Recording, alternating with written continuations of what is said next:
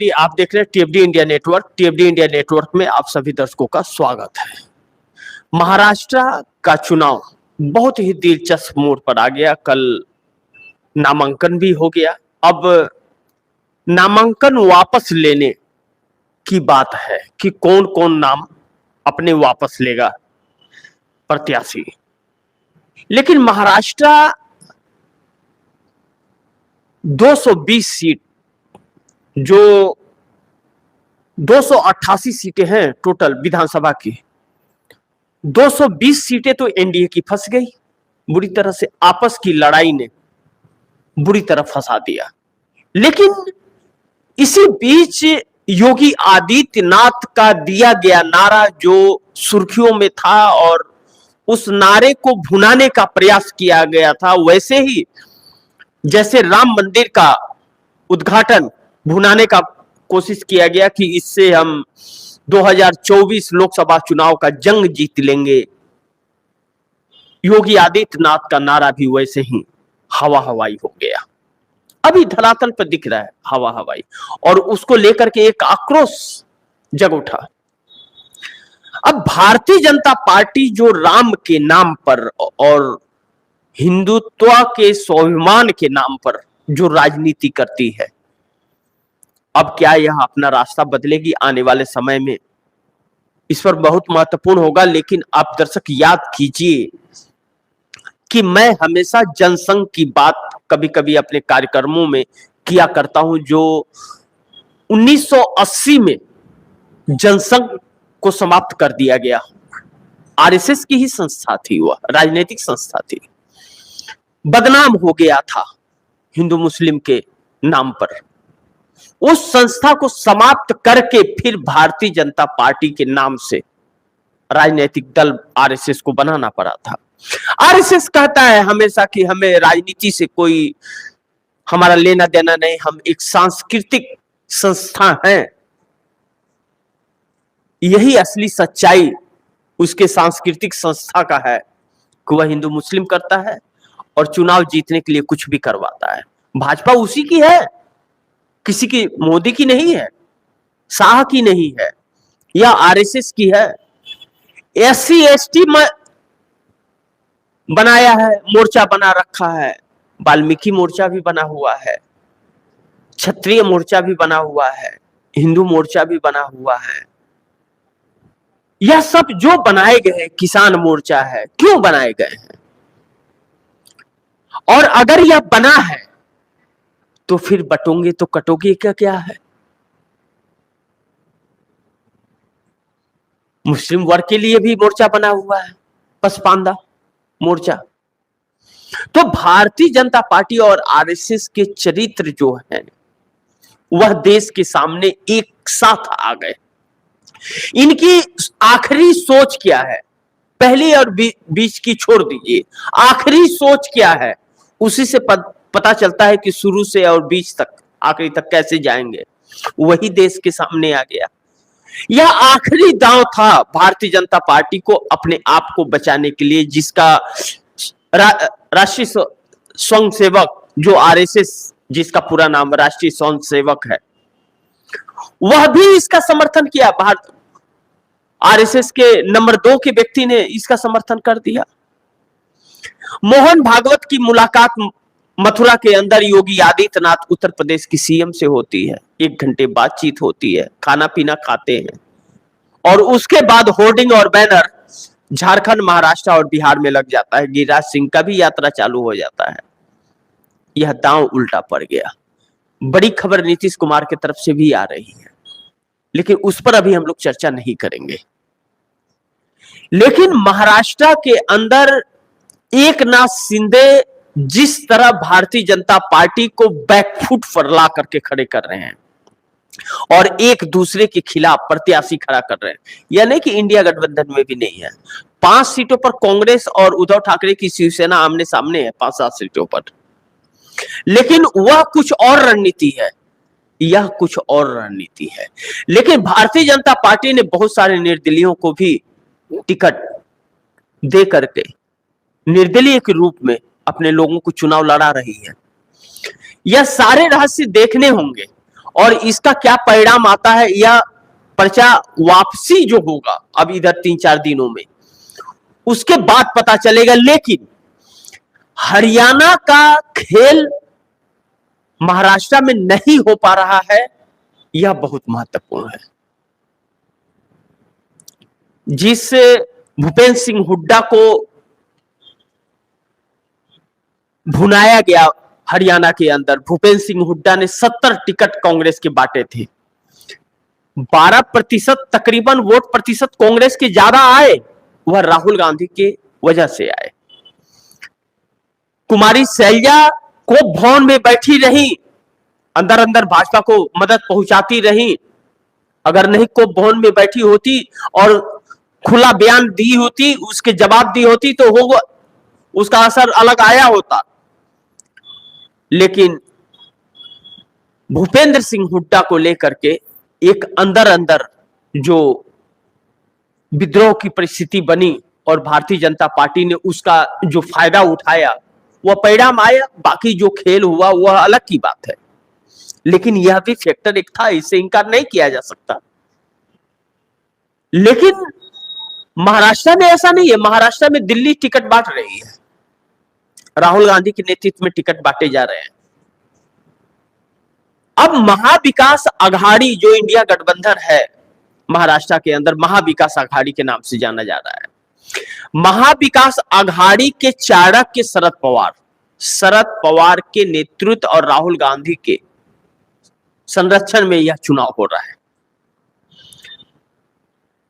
अपने अपने मुद्दे लेकर के हर कोई निकल पड़ा है, लेकिन महाविकास अघाड़ी का मुद्दा अपना एक ही है। लेकिन वही अगर हम बात एनडीए गठबंधन की कर रहे हैं, तो एनडीए गठबंधन के अंदर एकनाथ शिंदे सीएम बनने के लिए आतुर है। आज भी उनका कहना कि हमें चेहरा घोषित करो। अब एकनाथ शिंदे यह चाहते हैं कि इतनी कम सीटें आए कि बगैर हमारे यह सोच भी न सके सत्ता में रहने के लिए। इस पर एकनाथ शिंदे कार्य कर रहे हैं। अजीत पवार अपना वजूद बचाने के लिए नवाब मलिक के बेटी को जो उन्होंने टिकट दिया, अब भाजपा ही हमलावर है कि दाऊद से उनका संपर्क है।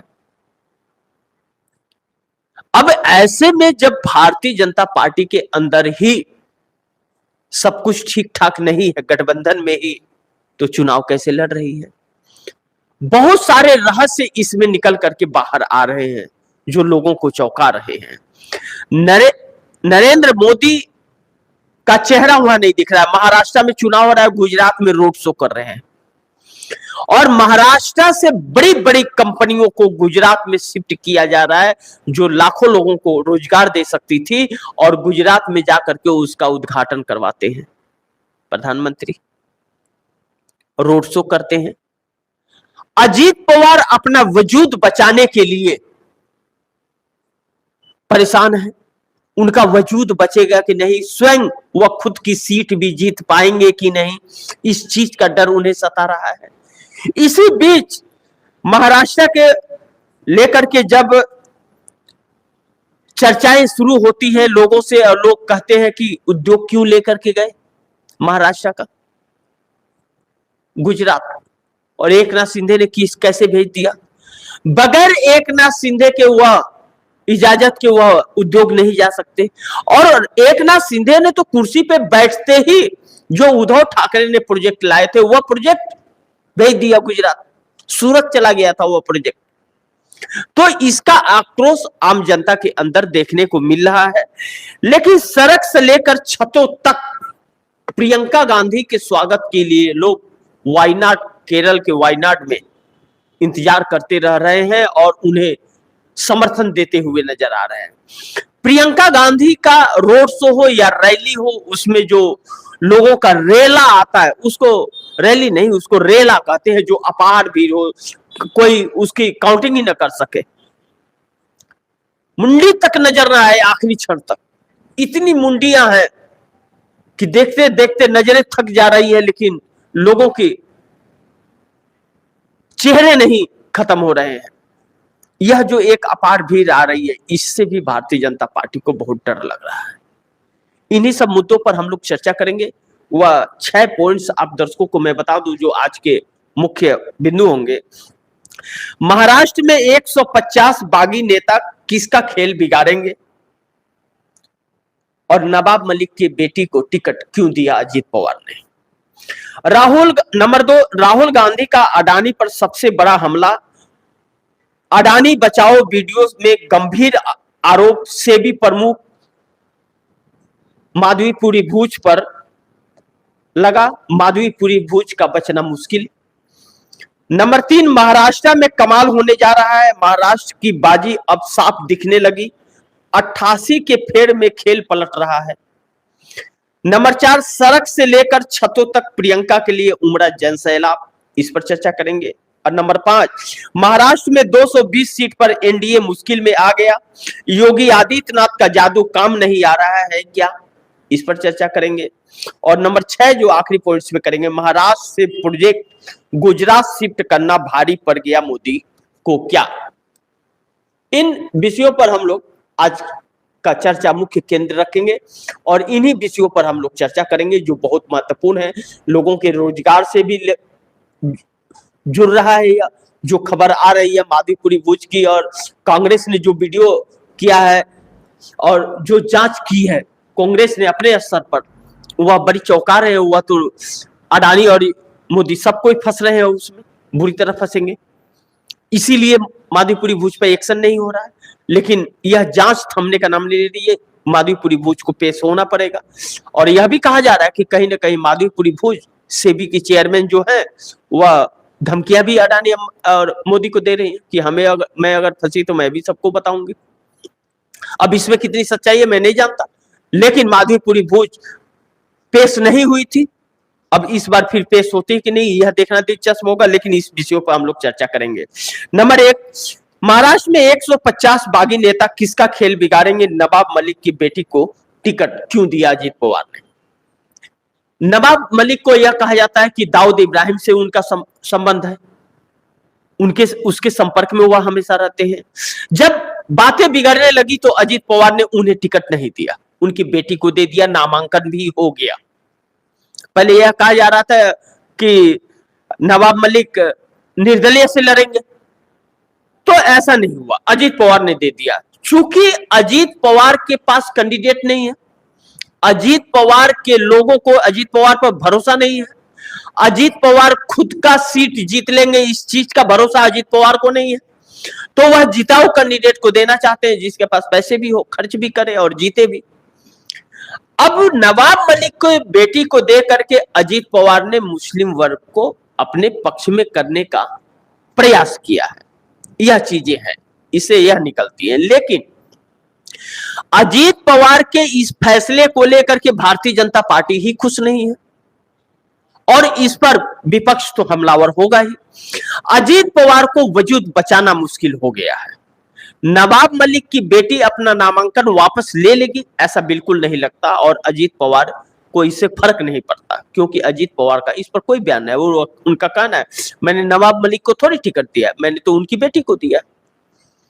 यानी कि घर में टिकट होना चाहिए। अब अजीत पवार जिस सीट से साबरमती से चुनाव लड़ रहे हैं वहीं पे उन्हीं के चाचा, उन्हीं के भाई फिर चुनाव लड़ रहे हैं। उनके चाचा शरद पवार नामांकन में भी गए थे। यह चुनौती जब अपनी पत्नी को उस सीट से लोकसभा चुनाव में नहीं जिता पाए अजीत पवार, एड़ी चोटी का जोर लगा लिया था, तो फिर इस विधानसभा चुनाव में वह खुद की सीट जीतेंगे इसकी क्या गारंटी है, जबकि हवा कहीं और है। ऐसे में अजीत पवार बहुत ही बैकफुट पर है।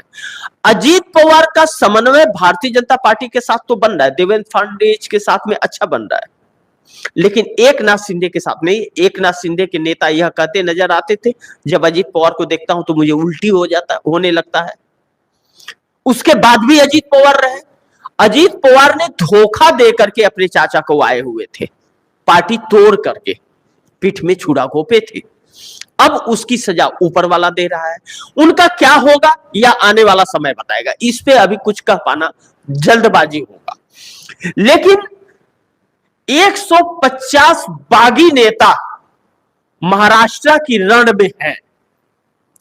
150 बागी नेता अगर महाराष्ट्र के रण में हैं, तो यह क्या गुल खिलाएंगे, क्योंकि यह भारतीय जनता पार्टी के भी बागी हैं, अजित पवार के भी बागी हैं, यह एकनाथ शिंदे के भी बागी हैं।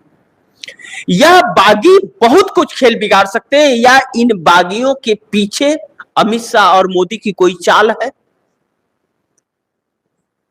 संभावनाएं बहुत कुछ है, लेकिन इस वक्त विदर्भ का, मराठवाड़ा का, कोंकण, यह 3 जगह जो है, यह 3 जगहों के सीटें भारतीय जनता पार्टी को चौंका रही है। विदर्भ में जहां आरएसएस है, हेडक्वार्टर है नागपुर, उस एरिया की 62 विधानसभा की सीटों में लोकसभा चुनाव में भारतीय जनता पार्टी को धरातल में ठेल दिया। मात्र 1 सीट नितिन गडकरी की आई थी, जिसे हराना चाहती थी भाजपा। नितिन गडकरी अपने बलबूते चुनाव जीते, कम मार्जिन से जीते, तकरीबन 1.5 लाख की मार्जिन से, लेकिन वह जीत गए, जिसे हराने का प्रयास किया जाता। लेकिन कांग्रेस का वहीं पे बहुत अच्छा वर्चस्व रहा, कांग्रेस बहुत ही अच्छा वहां पे कर गई, और कांग्रेस का गढ़ कहा जाता है विदर्भ। और मराठवाड़ा में भी कांग्रेस की अच्छी लहर है, और कोंकण में भी कांग्रेस बाजी मारती हुई नजर आ रही है। ऐसे में भारतीय जनता पार्टी के लिए और गठबंधन एनडीए के लिए बड़ी मुश्किलें पैदा हो रही हैं। आने वाला समय बड़ी महत्वपूर्ण होगा इसके लिए कि क्या होगा। लेकिन इस वक्त महाराष्ट्र के अंदर अजित पवार की राजनीति दम तोड़ रही है, और एकनाथ शिंदे खासा परेशान कर रहे हैं। एकनाथ शिंदे को बिल्कुल सीएम नहीं बनाना चाहती भारतीय जनता पार्टी, उनको इस्तीफा देना पड़ेगा, साफ कह दिया है। और एकनाथ शिंदे खुद सीएम बनना चाहते हैं, क्योंकि उनकी पार्टी के अस्तित्व की बात है। अगर वह नहीं बने सीएम तो पार्टी उनकी हाथ से निकल जाएगी। अब ऐसे में लड़ाई जब आपस के घर में ही एनडीए में पड़ी हो, तब मुश्किलें पैदा होती है। लेकिन एकनाथ शिंदे कई जगहों पर जो भारतीय जनता पार्टी को वोट ट्रांसफर नहीं करने का ऐलान कर चुके हैं, जो उनके कार्यकर्ता कहते नजर आ रहे हैं कि वोट नहीं लड़वाएंगे, इनको हरवाएंगे, जिससे बहुत खिंचातान और दुश्मनी जैसी हालात है एकनाथ शिंदे के। उन्हीं के परिवार को या उनको टिकट कई जगहों पर भाजपा ने दिया है। एकनाथ शिंदे की तरफ से यह भी खबर आई थी कि भाजपा उन लोगों के टिकट वापस करा ले, अन्यथा हम भाजपा को हराएंगे। भाजपा ने टिकट वापस नहीं लिए, तो क्या उन जगहों पर पेच फंस गया है। और भारतीय जनता पार्टी को लेकर जो परिस्थितियां बन रही हैं इस वक्त, भारतीय जनता पार्टी के बड़े बुरे हाल है। हरियाणा का रिजल्ट वहां पर नहीं चल पा रहा है। हरियाणा में जो हुआ था, जो खेल हुआ था, वह खेल ना चुनाव आयोग कर पा रहा है, ना तो भारतीय जनता पार्टी कर पा रही है। महाराष्ट्र के अंदर, महाराष्ट्र में पेच फंस गया है।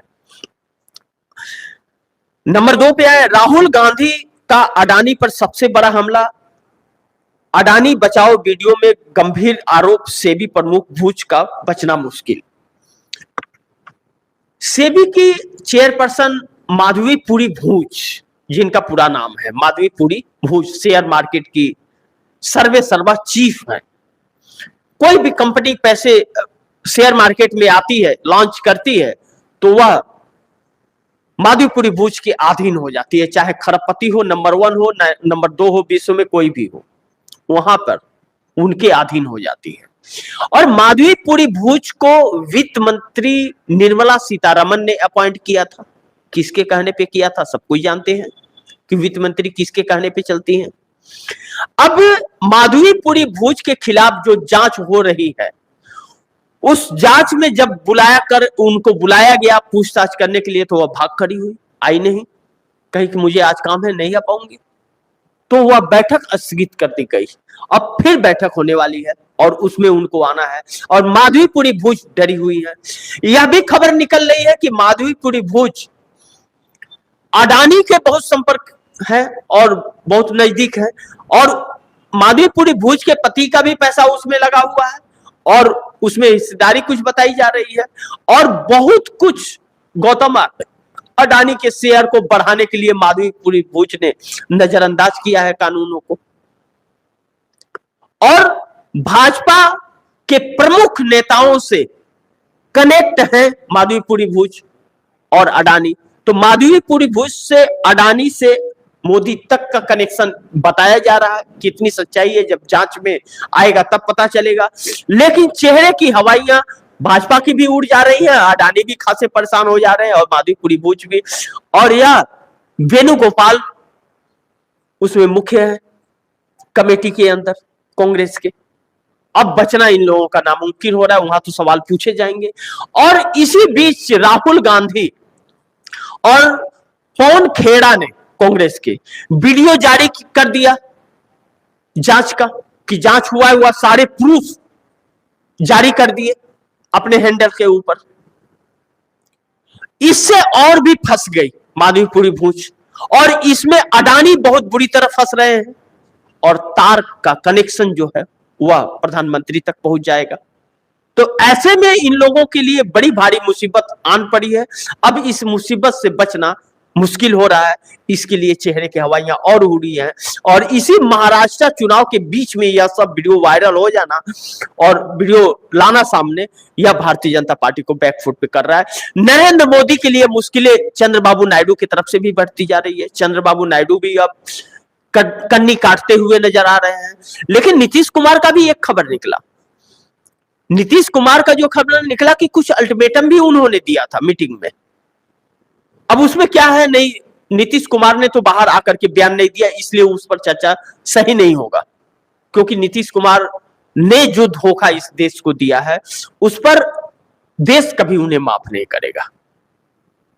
आज देश की ये बदहाली हुई है तो नीतीश कुमार बहुत बड़े गुनहगार माने जाएंगे, इस चीज से तो इनकार नहीं किया जा सकता। लेकिन वही नंबर 3 पे आए कि महाराष्ट्र में कमाल होने जा रहा है। महाराष्ट्र की बाजी अब साफ दिखने लगा। 88 के फेर में खेल पलट रहा है। यह 88 सीटें मराठवाड़ा और विदर्भ की हो रही है। 108 सीट हो रही है, 108 सीट। 108 सीटों में 88 सीटें तो कंफर्म इंडिया गठबंधन के पास जाती हुई नजर आ रही है। 108 सीट में 108 सीट में 88 सीट इंडिया गठबंधन को जाती हुई नजर आ रही है।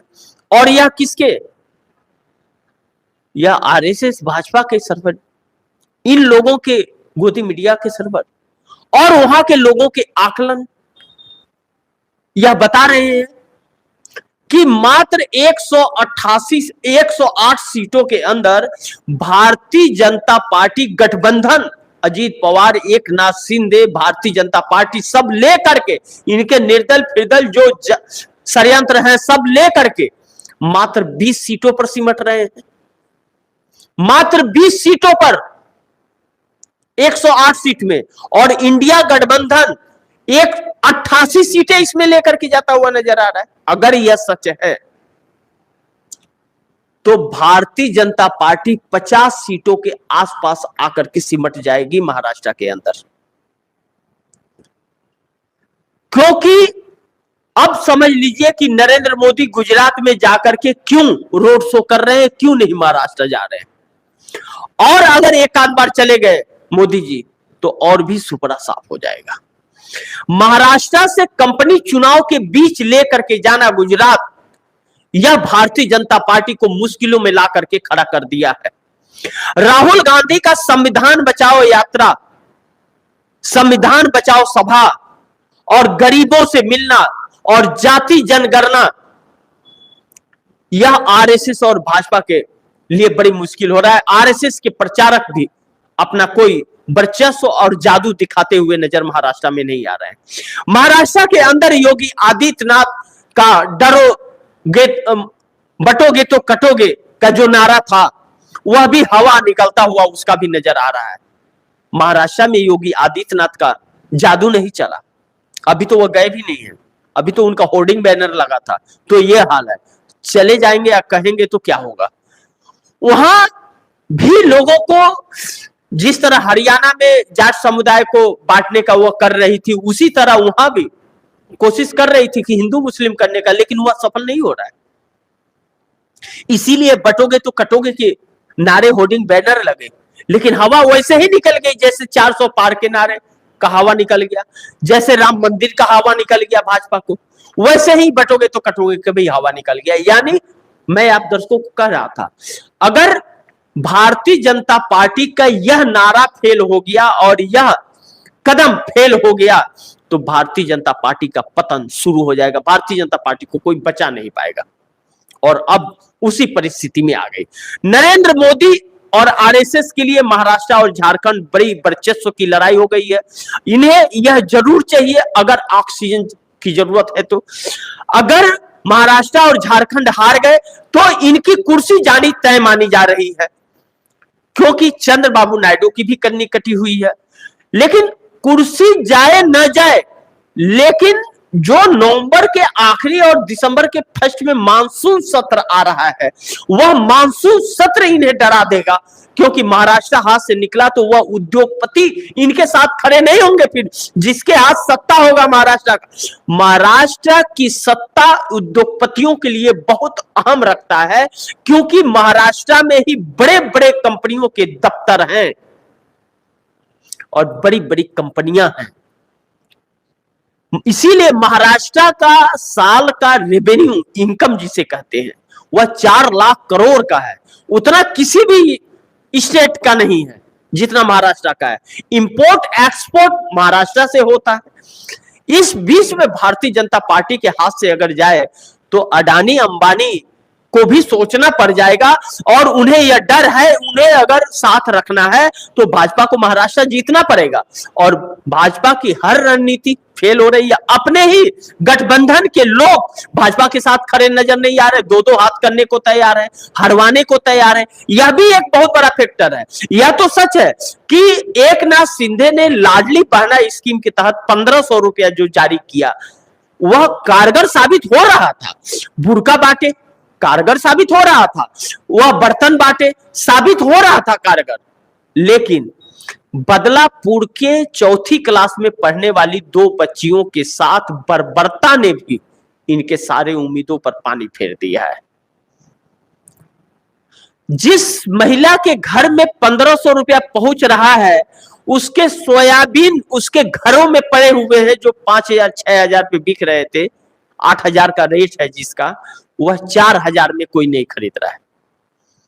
3500 4000 उसका रेट लोग लगा रहे हैं। वह 1500 रुपया क्या करेगा? जो कुंटल के 8000 मिलने थे उसका 3500 और 4000 मिल रहा है। तो किसान खासे परेशान है। और महाराष्ट्र के किसान और हरियाणा के किसान में बहुत फर्क है। हो सकता है हरियाणा के किसान भाजपा के साथ रहे हो, क्योंकि नहीं रहते तो यह सरकार तो नहीं बनती। तो हरियाणा के किसान होंगे साथ जरूर, तभी सरकार बनी है। लेकिन महाराष्ट्र के किसके साथ जाएंगे? उनकी त्रासदी जो है, यह 2019 में उन लोगों ने दिखाया था, किसी को बहुमत नहीं दिया था। लेकिन उसके बाद किसान आंदोलन, यह सारी चीजें हुई। और जिस तरह बाला साहब ठाकरे की विरासत को छीना गया था, वह भी पसंद नहीं आया वहां के लोगों को। शरद पवार के साथ फिर कर बैठे, वह भी पसंद नहीं आया। इसकी भी कीमत चुकानी पड़ रही है। और किसानों की लेकर के मनोज जारंगी पाटिल अलग गाना आलाप रहे हैं। इस बीच आकर के भारतीय जनता पार्टी बहुत बुरी तरह से महाराष्ट्र में फंस गई है। और महाराष्ट्र भारतीय जनता पार्टी को इतना, अब यह 88 सीटें इतनी चोट पहुंचाएगी कि इसे खदेड़ने के लिए दिक्कत नहीं आएगी इंडिया गठबंधन को। इस तरह से भी देखिए कि महाराष्ट्र ऐसा है जैसे लोकसभा चुनाव में यह कहा जाता है उत्तर प्रदेश से होकर के दिल्ली का रास्ता जाता है, क्योंकि 80 लोकसभा की सीटें हैं सबसे ज्यादा, इसलिए वह जीतना पहले जरूरी होता है। इसी तरह महाराष्ट्र में विदर्भ को कहा जाता है कि जिसने विदर्भ जीत लिया वह महाराष्ट्र की कुर्सी पे बैठ गया। तो विदर्भ में 62 सीटें आती हैं और मराठवाड़ा, यह सब 108 सीटें, 108 सीटों में 88 सीटें हार जाना, यानी कि 20 सीटों पर सिमटना गठबंधन बहुत मुश्किल करता है। जब 108 सीट पर यह हाल है, 20 सीट आ रही है, तो बाकी के 180 सीट पर कितनी सीट आएगी आप सोच सकते हैं। यह हवा महाराष्ट्र का भारतीय जनता पार्टी को अब खाया जा रहा है। और नंबर 4 पर आ जाए, नंबर 4 पर सड़क से लेकर छतों तक प्रियंका के लिए उमड़ा जनसैलाब। केरल के वायनाड में, केरल के वायनाड से जो तस्वीरें और खबरें आ रही हैं वह हर किसी को चौंका रही हैं। भाजपा को बहुत डर सा लगने लगा है अब प्रियंका गांधी से। प्रियंका गांधी के सक्रिय राजनीति में आने से पहले थोड़ा हल्के में भी लिया जाता था, क्योंकि वह कांग्रेस की एक नेता मानी जाती थी, पार्ट टाइम थी, चुनाव के समय प्रचार प्रसार करते हुए नजर आती थी, कोई ऐसा बयानबाजी अगर हुआ तो उस पर अपनी टिप्पणी देती थी।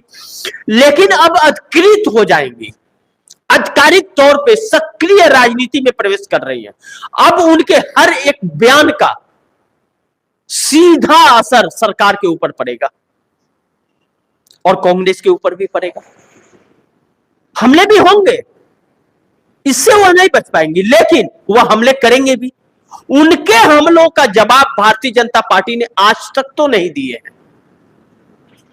इतने सालों से प्रियंका गांधी कर रही हैं और भारतीय जनता पार्टी के एक एक सवालों का मुंह तोड़ जवाब प्रियंका गांधी ने दिया है।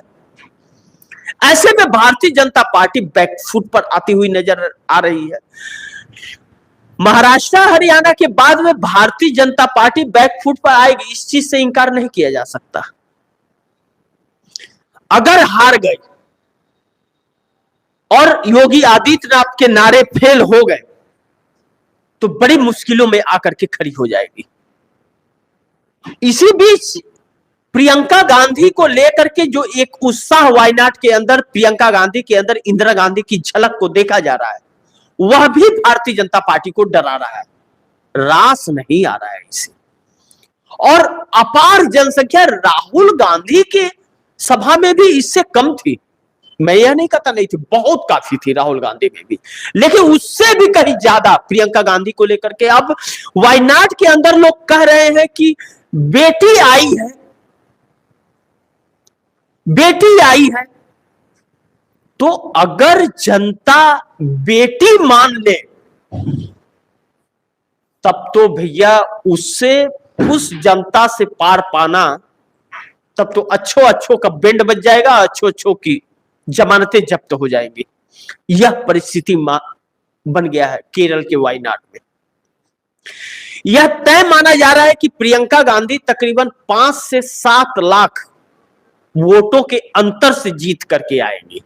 और 5 से 7 लाख वोटों के अंतर से जीत करके अगर प्रियंका गांधी ने कदम रख दिया पार्लियामेंट के अंदर, तो नरेंद्र मोदी पानी पीते पीते पानी कम पड़ जाएगा। भले महाराष्ट्र और झारखंड जीत जाए तभी भी। और उसके बाद जो रणनीति सवाल और जवाब होंगे, वह प्रधानमंत्री के पास उस सवाल के जवाब नहीं होंगे। और सत्ता रहेगी जाएगी, आने वाले समय में पता चलेगा इसका।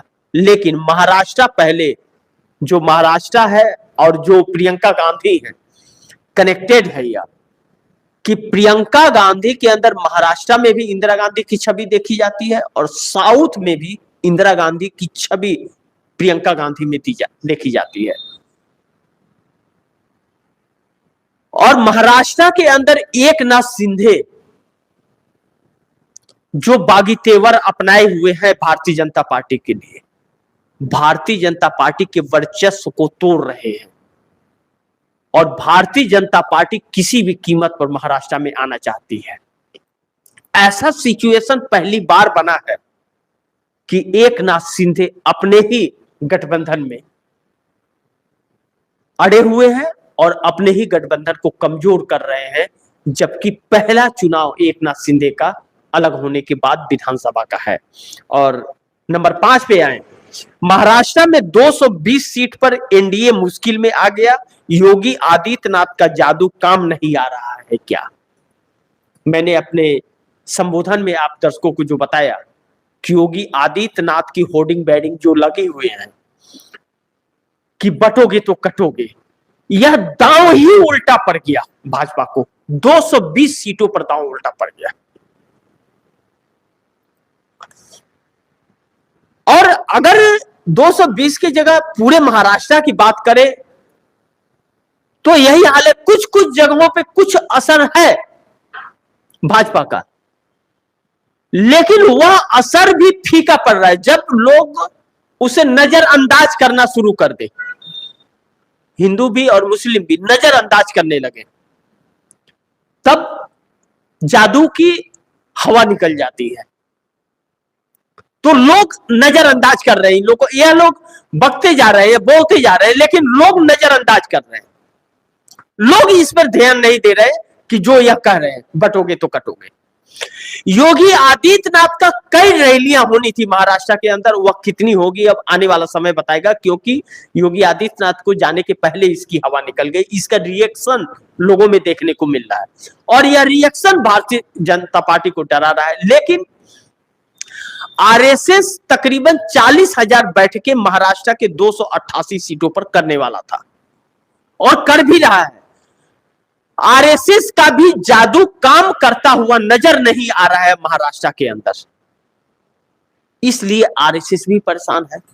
एक अलग अलग दांव चला जा रहा है। आरएसएस योगी आदित्यनाथ के नारे को समर्थन करता हुआ नजर आया कि नहीं बटना चाहिए, नहीं तो कटोगे। लेकिन भारतीय जनता पार्टी से लोग अब यह पूछते नजर आ रहे हैं कि बटेगा कौन और कटेगा कौन और काटेगा कौन। जब आपके किसी दावे पर रिएक्शन आए कि आप क्यों यह कर रहे हो और आपका जवाब न हो, तो उस दावे का हवा निकल जाता है।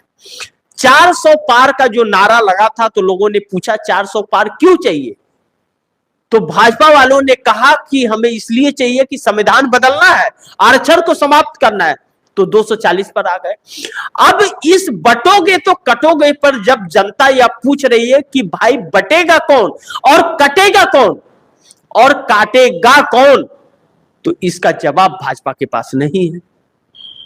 विकास में क्या किया आपने, तो उसका जवाब नहीं है। और महाराष्ट्र से बड़ी बड़ी कंपनियां क्यों उठा करके लेकर के गए आप गुजरात, क्या महाराष्ट्र की जनता को रोजगार नहीं चाहिए, तो इसका जवाब भी नहीं।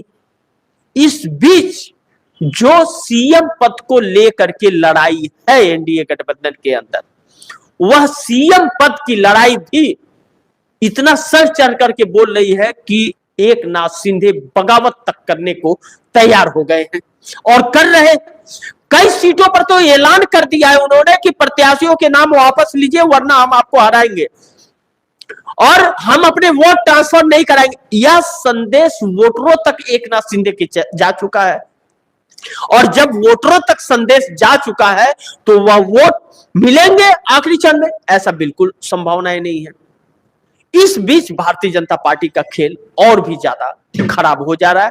भारतीय जनता पार्टी इसलिए भी और मुश्किलों में आ रही है और भारतीय जनता पार्टी 220 सीटों पर जो जूझ रही है, 220 सीटों पर जूझ रही है, तो यह मत सोच लीजिएगा कि 88 सीटें 62 सीटें आ रही हैं। जी नहीं, 68 सीटें वह भी जीत करके आ रही है, कंफर्म यह नहीं है, उसमें भी टक्कर और मुकाबला है। लेकिन जो परिस्थितियां हैं वह परिस्थितियां यह बता रही है कि तकरीबन 50 के आसपास भाजपा सिमट जाएगी और ऐसा अगर हुआ तो मुश्किलें, बहुत ही मुश्किलें जन्म देगी महाराष्ट्र के अंदर। और अब आखिरी पॉइंट से आ जाते हैं जो बहुत अहम है, रोजगार से जुड़ा हुआ। महाराष्ट्र से प्रोजेक्ट गुजरात शिफ्ट करना भारी पड़ गया मोदी जी को। महाराष्ट्र से शिफ्ट करके गुजरात ले जाना और वहां शिलान्यास का उद्घाटन करवा देना और रोड शो करना। भारतीय जनता पार्टी से यह सवाल पूछे जा रहे हैं कि महाराष्ट्र को रोजगार चाहिए या नहीं चाहिए, और एकनाथ शिंदे से भी पूछे जा रहे हैं कि आपने इजाजत कैसे दिया, और अगर ले जाना था तो महाराष्ट्र में लाए क्यों, गुजरात ही ले गए होते, तब तो लोग नहीं कहते कि आप यहां से ला करके वहां कर दिए, लाना ही नहीं चाहिए था। तो आप यहां ला करके फिर गुजरात लेकर के जा रहे हो, क्यों? कहीं ना कहीं भाजपा को यह लगता है कि मैं हार गया तो उसका टैक्स दूसरे को मिलेगा, इससे अच्छा हम गुजरात ले जाएंगे, तो गुजरात में तो हमारी सत्ता है। लेकिन इसका रिएक्शन जो है महाराष्ट्र के अंदर, कई कंपनियां लेकर के गए हैं, एकनाथ शिंदे ने भेजी है, सौंप दी मोदी को तोहफे में। इसके गुनाहगार एकनाथ शिंदे हैं। और देवेंद्र फडणवीस ने जो आग लगाया है महाराष्ट्र के अंदर, जो नफरत का बीज बोया है, देवेंद्र फडणवीस भी सहमे हुए हैं कि उनकी राजनीति अब ऐसे ही चलेगी क्या? अगर इस चुनाव में भाजपा हार जाती है और भाजपा 50-60 सीटों तक अगर सिमट जाती है तो देवेंद्र फडणवीस की राजनीति भी दम तोड़ देगी और यही गुजरात लॉबी तुरंत निपट देगी, जैसे उनको हर पदों से हटा दिया गया था। जिस तरह नितिन गडकरी को साइड कर दिया गया था, देवेंद्र फडणवीस का भी वही हाल होगा। ऐसे चक्रव्यूह में आकर के महाराष्ट्र की राजनीति फंस गई है। आने वाला समय चुनौतीपूर्ण इंडिया गठबंधन के लिए भी है और एनडीए गठबंधन के लिए भी है। इंडिया गठबंधन एकजुट होकर के, समन्वय बना करके मुद्दों पर लड़ता हुआ नजर आ रहा है, एज भी नजर आ रही है। लेकिन कहते हैं ना, हरियाणा में क्या हुआ, ईमानदारी पर बेईमानी हावी हो गया, वह चीज ना हो। लेकिन हरियाणा के अंदर कांग्रेस में जो अंदर कलह था, वह कलह महाराष्ट्र में नहीं है, इसलिए भाजपा उसका फायदा नहीं उठा पा रही है। अब आखिरी दांव, प्लान बी, राष्ट्रपति शासन की तरफ बड़ी तेजी से भाजपा बढ़ती हुई नजर आ रही है। देखना दिलचस्प होगा महाराष्ट्र होता क्या है। जो भी होगा आप दर्शकों तक खबरें लेकर आते रहेंगे। आप दर्शकों से गुजारिश और निवेदन है कि आप दर्शक प्रोग्राम देखते रहिए और प्रोग्राम को ज्यादा से ज्यादा लोगों को शेयर कीजिए कि हर खबरें लोगों तक पहुंचे। और आपने अगर चैनल को सब्सक्राइब नहीं किया, सब्सक्राइब कर लीजिए, फिर दोस्तों को भी कहिए चैनल को सब्सक्राइब करें। फिर मिलेंगे 11 बजे, तब तक के लिए नमस्कार। आप लोग जरूर जुड़िएगा। आप देख रहे थे टीएफडी इंडिया नेटवर्क। ऐसी खबरें देखने के लिए बने रहिए टीएफडी इंडिया नेटवर्क के साथ। नमस्कार।